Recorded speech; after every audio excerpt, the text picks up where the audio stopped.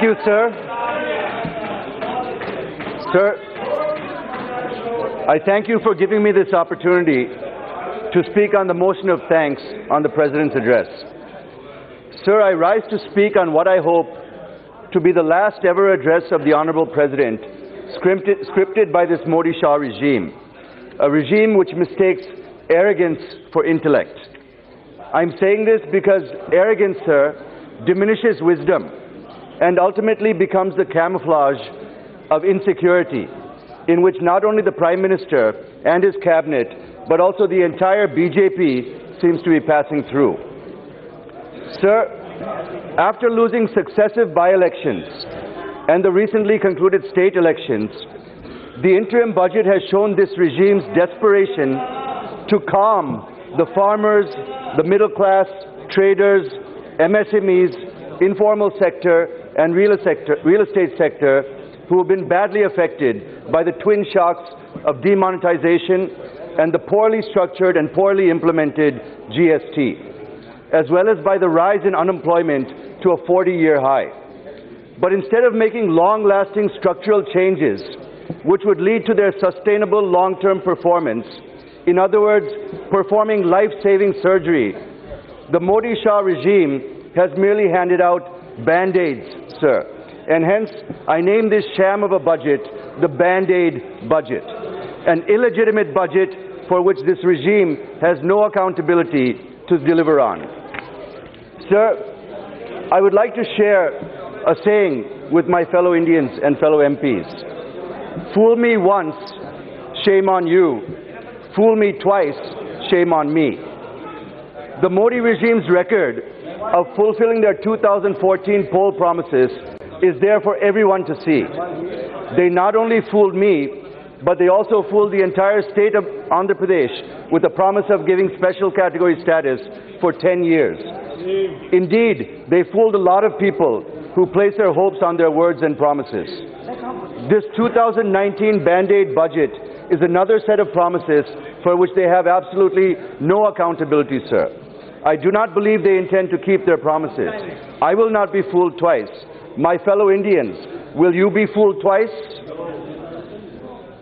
Sir, Sri Nara Chandrababu Naidu Garu and the TDP walked out of the NDA and the government following being totally ignored in the budget 2018-19. If the Modi regime was able to ignore us while we were partners, we are not naive enough to expect them to suddenly decide to honor their promises and to deliver on our rights. The 29 items contained in the AP Reorganization Act, as well as the assurances given by then Prime Minister Sri Manmohan Singh. Most importantly, granting AP special category status with all the benefits of other special category status states. Mr. Prime Minister, in case you have forgotten, let me remind you once again that in Guntur, Nellore, and in front of Lord Balaji in Tirupati, you have promised to build us a capital bigger and better than Delhi. You promised that if NDA comes to power, you will give Andhra Pradesh a special category status not for 5 years, but for 10 years. Sir, I gave a complete account of what is pending to Andhra Pradesh against our rights as given to us by the AP Reorganization Act and the assurances given by then Prime Minister during my 1-hour speech opening the no confidence motion during the last monsoon session. Mr. Prime Minister, not only have you betrayed the people of AP, but you didn't bother to respond to a single question that I posed during the no confidence motion.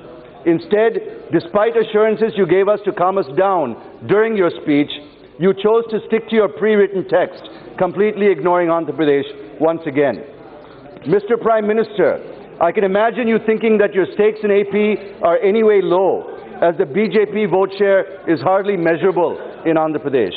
Also, you may be thinking that 25 MPs from AP are hardly just about 5% of the Lok Sabha. But you have underestimated Sri Nara Chandrababu Naidu Garu. He has seen many leaders and governments come and go during his 40-year political career. He has been a key player in many of the national formations, including the National Front, the United Front 1 and 2, the NDA 1, until recently was part of the NDA 2. You have underestimated his credibility across the political spectrum and the ripples that it would create across the country among the entire opposition. You underestimated the power of Indian democracy. You didn't realize that even a state with just 5% of the population and just 5% of the Lok Sabha seats can catalyze a national response to your autocratic ways. The fight for AP's rights has grown into a fight to save democracy. As a united opposition, we have been able to expose how this Modi Shah regime is making a new India, as mentioned by the President in his address. A new India indeed, but a new India in your own image. An autocratic, divisive, invasive, suppressive, coercive, vindictive, Machiavellian, fascist regime. Sir, there are claims and counterclaims between the government of AP, the government of India, the BJP and the TDP. So to clear the air, I demand that the government of India should immediately release a white paper on what it has done with regard to implementation of AP Reorganization Act and assurances given by then Prime Minister Shri Manmohan Singh Ji in the Rajya Sabha. Sir, there have been dharnas, rasta rokos, chakka jams, rallies and many more by farmers in Delhi, Maharashtra, Tamil Nadu, Madhya Pradesh and many other states for the last 4 years. The Modi Shah regime did not care. The BJP bit the dust in every by-election and also the recently concluded state elections. Now, instead of waiving off their loans, the government in the budget announced that it would give 17 rupees a day. Sir, how does 6,000 rupees a year help a farmer who is in a debt trap? It's only a band-aid for a farmer who is on life support, sir. Will it help even one farmer who is in debt trap and contemplating suicide, sir? Sir, furthermore, they have given 4 lakh crore write-offs for economic offenders and fugitives, but could not show the same large heart to give 1 lakh crore to bring farmers out of farmers' distress. This clearly shows towards whom this regime is tilting. Sir, our CM, Sri Nara Chandrababu Naidu Garu, has doubled farmers' income in Andhra Pradesh in the last 4 years.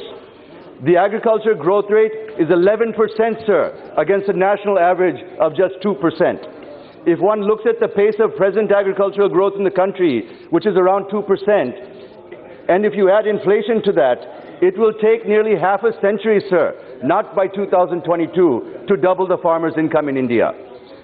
One of the key aspects which helps in doubling the farmer's income is the recommendation of Dr. M.S. Swaminathan, which says that the farmer should be given A2 component, which is paid out costs such as seed, fertilizer, manure, machine labor, interest on working capital, rent paid for land, plus FL component, which is the family labor, and also the C2 component, which includes the imputed rental value of owned land and interest on capital. But sir, this government has given just A2 and FL. If you give the C2 component, the farmer will get an MSP as high as 95% more than the present MSP, thereby doubling their income, sir. But instead of giving farmers the C2 component, which will make them sustainable, you have given them just 6,000 rupees a year or 17 rupees a day, which is absolutely meaningless for a farmer who is contemplating suicide, sir. Sir, the PM boasted that he would create 2 crore jobs or 10 crore jobs in 5 years. 2 crore jobs a year or 10 crore jobs in 5 years. We are now in the 5th year, sir. Leave alone creating 10 crore jobs in 5 years, crores of people have lost their jobs and livelihoods due to demonetization and faulty implementation of GST. There are as many as 5 lakh government jobs lying vacant in various departments of the Government of India. Sir, the NSSO's latest job survey, released a few days ago, has compared unemployment figures for 17-18 with its past surveys since 72-73, sir. The report indicates that the country's unemployment rate stood at a 40-year high of 6.1%. Now the Niti Aayog is trying hard to push this report under the carpet because of the upcoming elections and to cover up the failure of the Modi Shah regime. Sir, I would need a lot more time than what you will allow for me to go deep into the subject of misusing and the weakening of democratic institutions that India has painstakingly built over decades. Many members have already talked about how institutions like the Parliament, the Supreme Court, the Election Commission, the RBI, CVC, Office of the Governor, CBI and ED, to name a few, are being weakened or are being used as weapons to attack opponents, not to mention the attacks and control of the media by this Modi Shah regime. I will refrain from being repetitive here since so many people have already spoken about it, sir. But, sir, I would like to speak about cultural nationalism, which is a very important topic today in India. The Modi Shah regime is openly embarking on a path of cultural nationalism and wishes to define a single national identity and culture for India. They are trying to give a very narrow definition of what it means to be an Indian. Sir, India is not just a country. India is not even just a subcontinent, but India is a civilization that is more than 5,000 years old. In order to understand how our civilization evolved, we have to go back even further. We need to start with a little geological history, sir, in order to understand where we came from, how we interacted and mingled with others who showed up, and how we evolved. Being Indian didn't start in 1947, sir, but evolved over more than 5,000 years, not by making everybody the same, but by celebrating our differences and living in harmony, at least most of the time, sir. During the continental drift, the Indian subcontinent separated from Africa, sir, drifted across the Indian Ocean and came crashing into Asia, forming the mighty Himalayas, the Hindu Kush, and surrounding mountain ranges. These mountain ranges acted as a barrier for entry for millions of years. As people learned to cross these barriers, migration into India began, and India became the first melting pot in the world. Sir, there are only three pure races in this world, sir. The Negroid, which are the people of Africa and Aboriginals in other parts of the world. The Caucasoid, who are people mostly of Europe, from Europe. And the Mongoloid, who are from the Far East and the Oriental areas of the world, sir. Sir, Indians are not a pure race, sir, but a mix of two in some regions and three in other regions. If you mix all the colors of the rainbow, what do you get, sir? You get brown, and that is what we are, a mixed race of brown people, sir. Sir, throughout the ages, large groups of people have come to India, but no group has ever left India en masse. I have never heard of the term Indian refugee, sir. People have never had to flee India due to religious persecution in the history of our civilization, sir. They stayed and they continued to mingle and continued to integrate.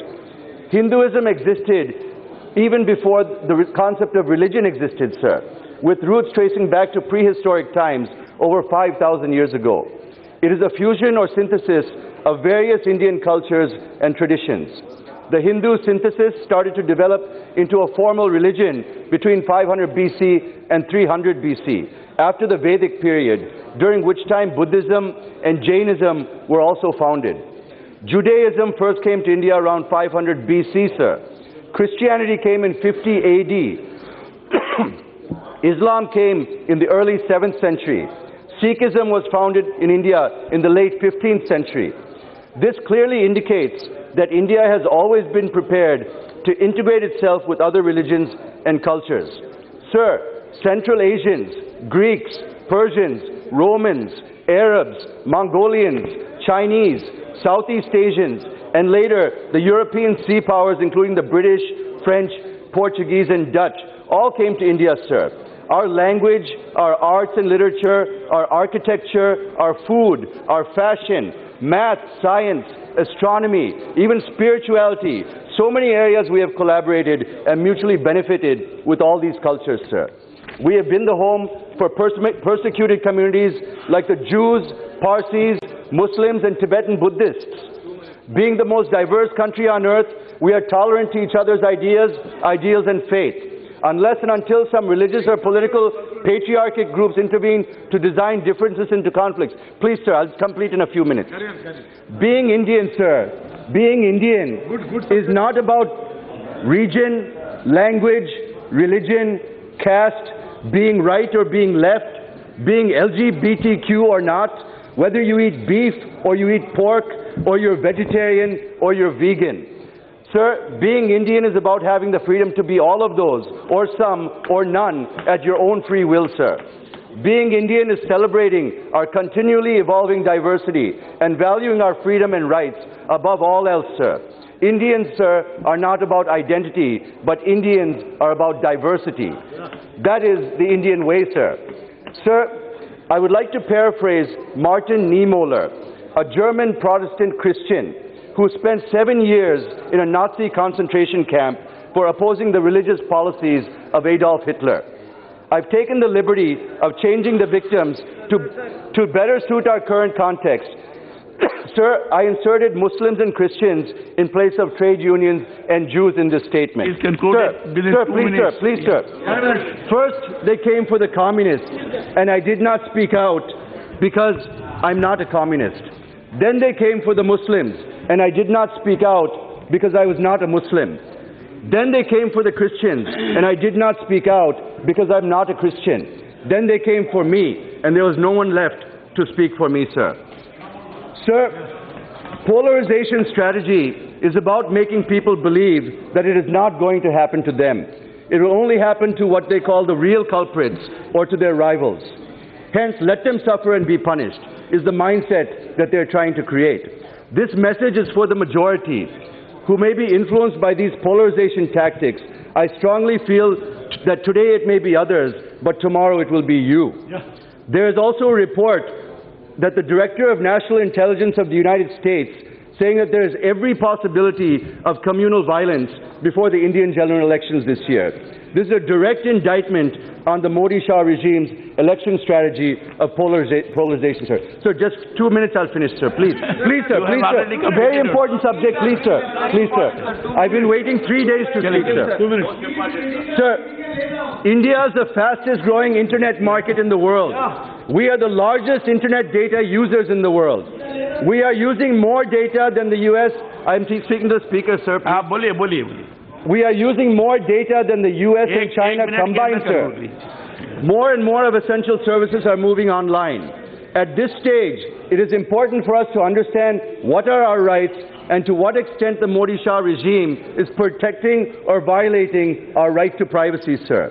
Sir, even Bill Gates has been saying that there has to be a balance between technological innovation and privacy. How can we use data to gain insights into education or health while still protecting people's privacy, sir? How much technology can we use to improve our lives and to improve the transparency and efficiency in delivery of services by the government? And where is the Lakshman Rekha that stops infringing on our privacy? Sir, the Modi-Shah regime passed an order on December 20th, 2018, authorizing 10 central government agencies to monitor, intercept, and decrypt any information generated, transmitted, received, or stored in any computer source by any agency without any approval from any authority of the Government of India. Sir, earlier the approval of the Joint Secretary was to be taken for any interception or tapping, but it has been done without proper discussion or consensus. Sir, the above order is a clear violation of privacy and is a clear-cut example of the rise of the surveillance state. This is against the 9-judge Supreme Court ruling in the order dated August 2017 in the case between Puttaswamy and Union of India that right to privacy is a fundamental right, sir. So I'm going to the end. I'm going to the conclusion, sir. Going to the conclusion. Yes. Sir, before concluding, I only say that there's a thin line. I'm only saying that there's a thin line between confidence and arrogance, and that thin line is humility, sir. The PM is feeling that he's the savior of India and democracy, but with his actions over the last 5 years, be it relating to AP's rights, demonetization, improper implementation of GST, and so on, the PM is proving to be a destroyer of democracy and not a savior. While concluding, I would like to quote Sardar Patel, sir. He said, if your goodness is an impediment in your way, let your eyes be red with anger and try to fight injustice with a firm hand. And that is what our Chief Minister, Sri Nara Chandrababu Naidu Garu, the people of AP and entire India will have to fight this, sir. Thank you very much, sir.